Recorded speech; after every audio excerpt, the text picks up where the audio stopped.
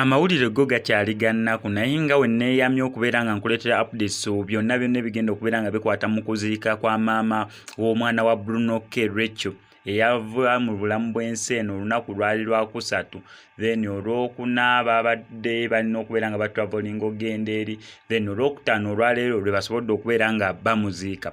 Nakusuubiza okuleetera updates okuva wali eriwe ebyamawulire gatutuukirako ffenna paka mu kuziika naye akyeni mu kubeera nga nkwasaganya ssaawa za kaakati okutegeeza munneera Bruno n'omwana we basobodde okubeera nga batuukayo side zeeyo embalala okubeera nga basobola okubeera nga bawolekerako omugenzi bamuteeke mu nnyumba ye ey'olubeerera naye kyebava okubeera nga bakola.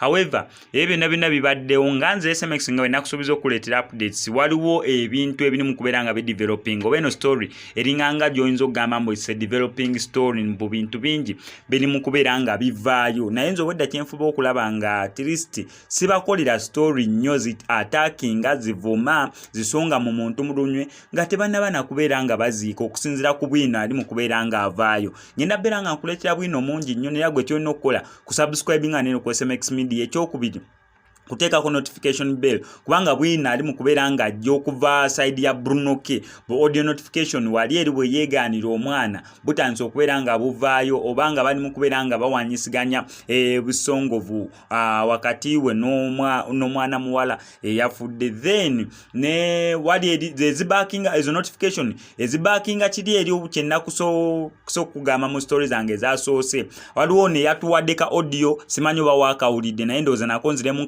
playingire nga no story ne mukubera ngeggwa waliwo aba posting nga baleeta bwino abo nabo we bali penge nabe yayogedde n'ata bwino omulala naye nga defendinga ye yabadde defendinga Bruno n'abasigadde bali mukubera nga baleeta bwino on top of that abasinga badde balinzeeko kinene ekyokuzika soke kimala okubeera nga kivaawo then basobola okubeera nga bayogera. Nze kyonna kyekiri SMX ngenda sigala nyimiridde wakati sigenda wolereza Bruno sigenda beera ku side y'abali oba aba accusinga Bruno kubanga mu nsi eno gamazima kizibu kusanga muntu ali ya 100% kabeerenze SMX togenda sanga muntu atuukiridde 100 ku 100 naye okusinza ku bitabo ebitukuvu byonna bye tusoma ba Bayibuli oba Quran bagamba yesu omuntu oyinza okukola ekibi waliwo ebibi omanyi biyawuka n'ebibi waliwo ekinene ekitono naye gwe nawe nakimanyi mbu toli mutuukirivu fuba nnyo okukola ebirungi so that ebirungi ebyo bindibika ekibi ku lunaku luli eri olw'amazuukira oba ku lunaku lw'enkomerero oba okitegedde nti wadde okimanyi mbu okola ebibi bingi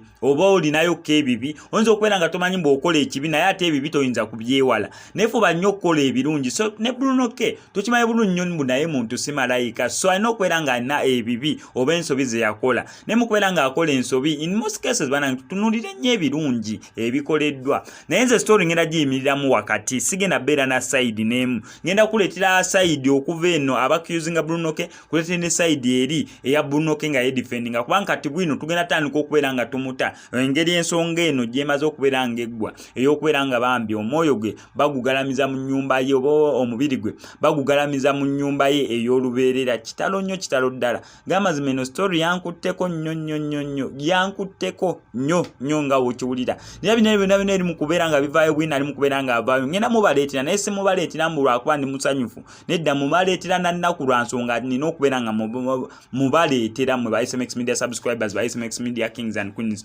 gw'atawulidde ka audio kali eri kenkugambye soka owulize ka audio ka mwana muwala ono yabadde atuwa bwino ku Bruno naye nga sinabeera nga nkakuterako ngenda kusaba mbyo subscribing ano ku SMX Media oleme kubeera nga missing updates naddala nga zino bwoyono bwino Mati tinkola musisa ssebo gyebaleko ono nsonyiwa okujja mu kaseera kano naye nzize okuwa emboozi y'ako akasajja ka Bruno ensi etegeere ki kye kali ekisooka kya byonna kyalaga ensi si kyali agezaako okusiga ekifaananyi ekirungi naye nga musajja mubi nnyo ajjudde omutima ogwekko mubi nnyo nga wenkomeza maama w'oyo Briere okufa kwe Bruno yakumuleetera yamusinkana nga mwana muto yakamaliza campus ng'akola n'insurance emu gye sitagenda kugamba nga muwala muto alina future ye najja yali abeera ne ssenga nga babeera naalya ne katandika omukwana nga kajje ne kamukyalira nga ssenga we taliiwo nkabanga kamukyala ne badeetinga. Bwe baamala omwana n'afuna olubuto. Bwe yafuna olubuto n'asirika, ndoza asooka n'ayogera nako ne kamuddamu bubi. Taata we najja n'amubuuza n'amugamba olubuto lwani. N'amugamba nti lwa Bruno K. Kubanga olubuto lwamutawaanya nnyo ng'abeera lwala. Taata we yakubira Bruno K n'amugamba nti nze sizaala. N'amubuuza n'amugamba nti girlfriend wa ali lubuto. N'amubuuza girlfriend wa. Bruno ng'abuuza taata omwana girlfriend wange ani? Oli n'amugamba Rachel. Bruno K n'amugamba nti nze Rachel simumanyi. Yaani oyo waawa? Nze sizaala. Gye ndi ngenda Kigali nyinayo sho. Nze ebyo temubiŋŋamba. Nga Bruno K bw'atyo bw'addamu sezaala we.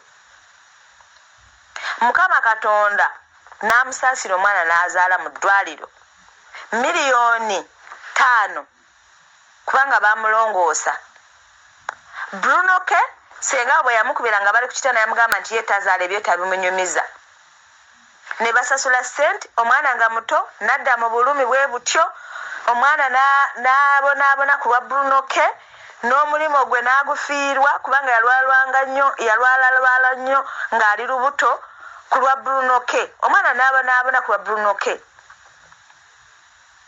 N'amunyiigira nnyo n'agamba talimumuwa kubanga yamwewakana. Bwe yamala n'ajja n'amutwalira sisita we ng'embeera emutabuseeko omwana. N'agenda wa sisita we. Omwana sisita we yamulaba bw'ati n'agamba ono omwana waffe tetwetaaga DNA. Bruno K oyo ng'agenda okukolola okukima omwana kubanga maama we yamumumma. Bwe yalwala awo kwe kumutwala owaani? Kwe kumutwala basenga we Kololo. Bruno K ng'agenda okukima omwana ekkololo ng'amuzza yadde n'amata oba n'eddayipa nga bwamutute nga bwamutwala. Bamumuwanga wiikendi. Senga n'amukubira n'amulwisaayo. Bwe yamuka n'amugamba yiye omwana nga wabadde wakubeera naye wiikendi omuzze ng'omulwisizaayo. Omusajja oyo omwavu w'empisa talina mpisa yadde. N'addamu nazaala we n'amugamba nti ze tonsitresinga nze taata w'omwana nja mumuleetera we n'ayagalira. Omwana tamanyi bwe yazaalibwa. Ebyo byera nga amwetimbisa ku mutimbagano ebyo kubanga yali yakatandika okumufunako access nga maama omwana mulwadde. Nga Bruno K tamanyi omwana bamuzaala batya, tamanyi omwana. Bruno K alaga ensi ekifaananyi ng'omwana azaalibwa, alaga ensi ekifaananyi ng'amusitula nga muto nga bakamuzaala, alaga ensi ekifaananyi ng'omwana ayavula. Ebyo beera nga yakatandika okumutimba ku mutimbagano nga yakatandika okumufunako access kubanga maama w'omwana yali alwadde ng'abeera agenda amugjayo abeerako naye katono. Naye nga mwavu wa mpisa. Ebyo byagezaako okulaga ensi si byali. Musajja mubi nnyo yabonyaabonya omwana obulumi bwe yamuyisaamu bwe bwamusse. Naye Bruno K Katonda amulaba ate mukolimidde.